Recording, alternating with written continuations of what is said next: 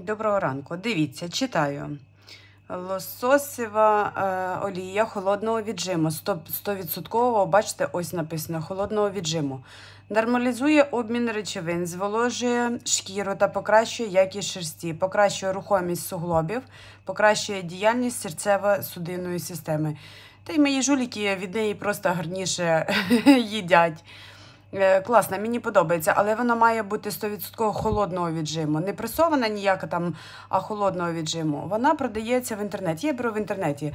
Так в магазинах її не купиш, бо вона вартує коштів і немалих коштів, я вам скажу, бити до того готові. Але воно того вартує. Воно того вартує.